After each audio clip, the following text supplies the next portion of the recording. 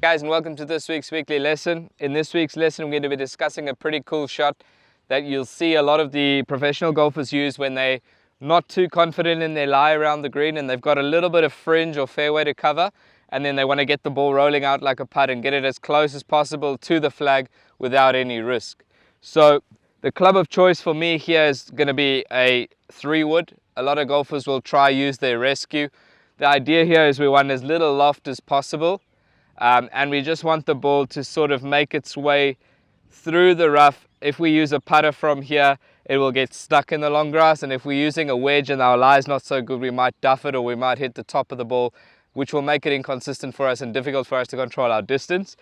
With this club, it's going to bounce through the fairway very nicely, and once it hits the green, it's going to roll out like a putt. So the only thing here would be you need to make sure that your setup is correct and your strike is good, and then obviously all you need to do is read the shot like a putt, make sure that you got the line and the speed right, and it's a lot safer as a shot, it's a lot more consistent, and it's a lot easier to control. So the basic setup here would be you would be setting up right down the club with your hands, so try and make it almost 35-36 inches, similar to a putter length.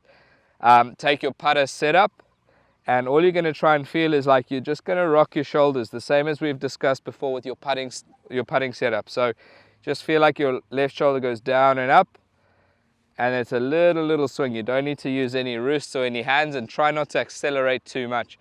This is a pretty long shot, it's uphill, so I need to give it a little bit more. So I'm going to try and make my backswing and my follow through exactly the same distance, and just try and get that speed right. I know it's going to break a little bit right to left. Same setup as my putting. I've got the same grip as that I do when I'm putting, and all I'm going to do is just rock those shoulders. So I've got the line wrong, but my speed's pretty good. So I've got about 6 foot left there. I'll hit one more just to discuss that sort of technique again.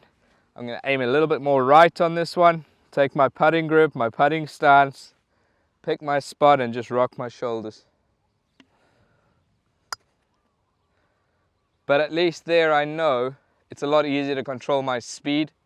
It's much easier for me to control the strike on that. I don't have to accelerate. It's not such a long swing. And at least I know I'm not going to hit the top of the ball. I'm not going to hit the ground and end up just in front here.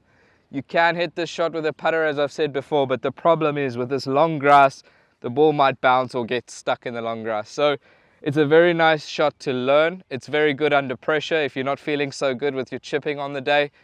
We see the top pros using it, so there's nothing wrong with you trying it, and I'm sure it will definitely help you improve your scores. Thank you for watching, and we'll see you next week.